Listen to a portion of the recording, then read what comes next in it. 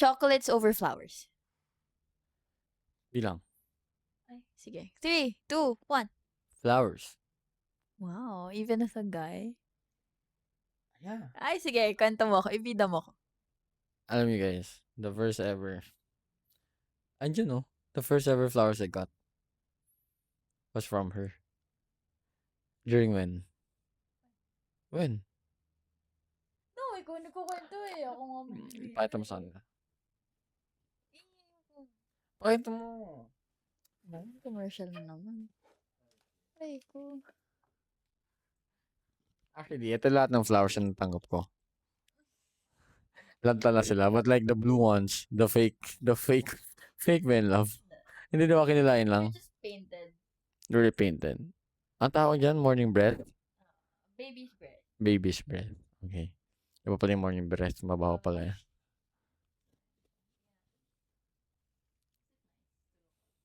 Yeah. So, I got it for Valentine's Day, din ba? Yeah. I got it for Valentine's Day. That was the first ever set of flowers that I got. Ay, kasi statistically, guys, did you know, the first ever flowers that a man will ever receive in his life is for his funeral na. Most men. Like, majority of men. So, hindi na ako kasama sa statistic. Andun na ako sa minority. Nasa outlier ka. Yes. But for me, flowers. Why? Again, kanya-kanyang trip yan. If trip mo chocolates over flowers, edi you do you. But like, really? Chocolates for Valentine's Day? Parang for me kasi, it's all... It's still a staple. Oh, para for me kasi it's always been flowers and chocolates. Not chocolates and flowers. Parang chocolates are there as sort of like an accessory or whatever. Accessory. Parang ano lang, parang it's meant to complement the flowers. Also kasi flowers hold more meaning. Right? So, halimbawa kung anong trip ng jowa mo, anong trip mo? Flowers. No, like what type of flowers? Madami. Which one? Choose. I like tulips, Yes. baby's breath, stargazers, Yun yung trip. carnations, Yun yung trip niya. Okay? peonies. Okay, so, ang top 3 niyan ay, yun yung top 3 niya, tulips, okay? Baby's breath, na mahirap hanapin for whatever reason. Oh, hindi, should not. It should not be, but like, ang hirap niya bilhin ng yun lang. Parang, punta ka sa florist, isa pong bouquet ng baby's breath lang. Sabi mo, ha? Yan? Eh, panggilid lang yan sa ano eh. Diba? It's never the main flower. And then, ayun, yung stargazer and carnation. Stargazer, yeah, stargazer, no, yeah, yung apat. So like, hindi mo rin So yun yung staple. So like, for example, I give that during Valentine's Day. That's a choice that I deliberately made. So that's effort, right? Anong favorite mong kulay for flowers?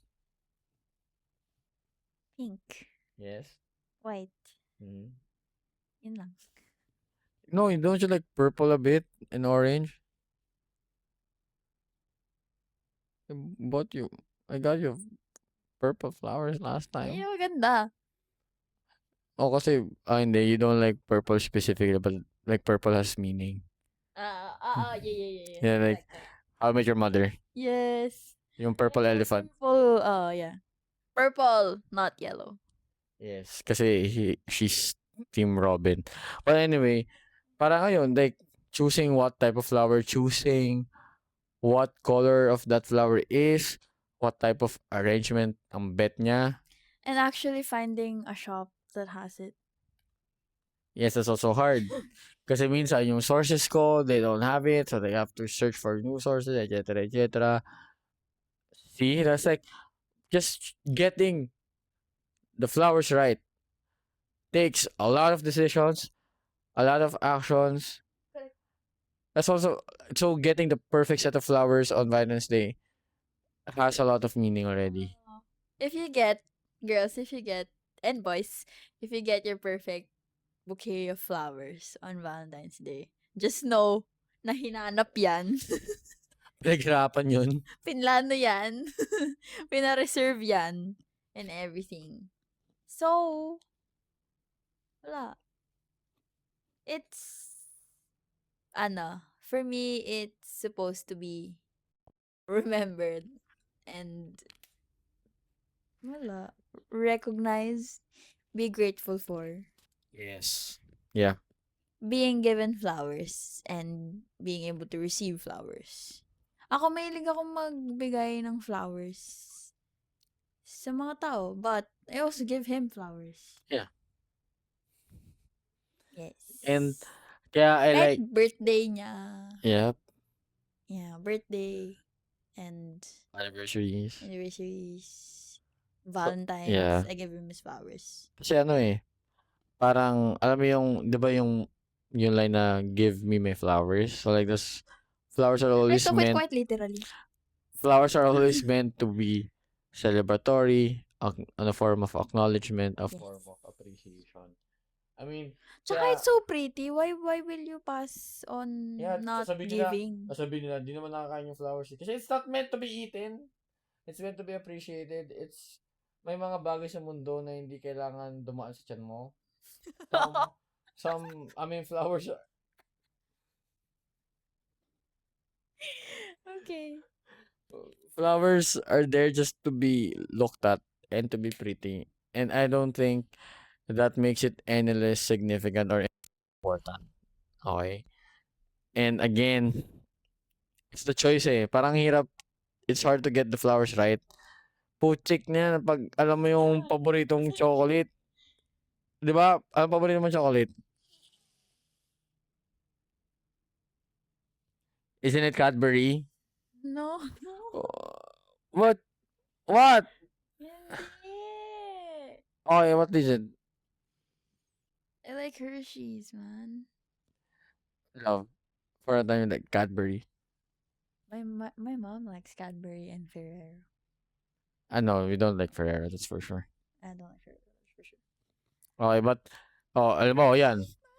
Sinabi niya, Hershey's. I could like, sobrang dali bumili ng Hershey's.